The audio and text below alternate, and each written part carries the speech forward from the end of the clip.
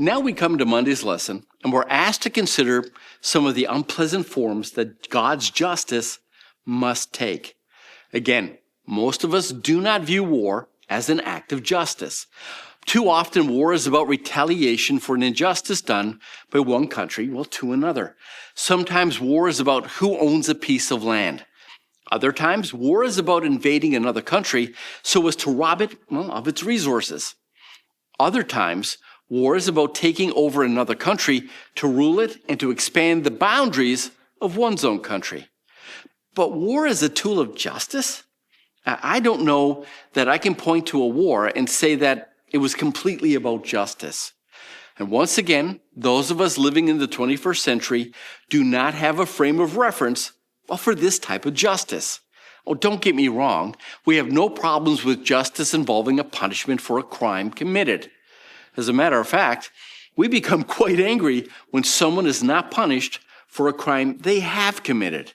And that right there, it's part of the problem. You see, we tend to judge people on an individual basis and not a corporate one. So, for example, no one would have argued that after World War II that the entire nation of Germany be put on trial. We didn't do that. Instead, we judged its leaders, but not the people.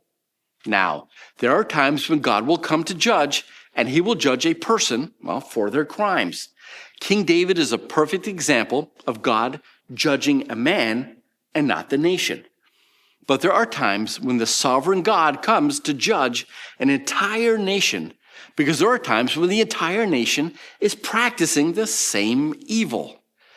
Not just its leaders, but also its people. And again, here's the problem. You and I can sit back and question God's justice and his methods, but what you and I do not have, that God has, is insight into the heart of every single human being on planet Earth. You and I do not have the ability to know how to judge an entire country. After all, how do you know for certain who's guilty of what? How do you know who practiced the same sins of its country and who opposed it? You and I don't have the ability to know that, but God does.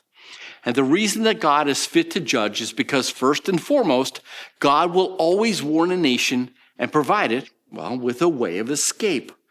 During the flood, nobody had to die because God provided the ark. During the plagues of Egypt, nobody had to die because God always provided a warning and a way out. The city of Nineveh was given a warning, and their repentance was their way out.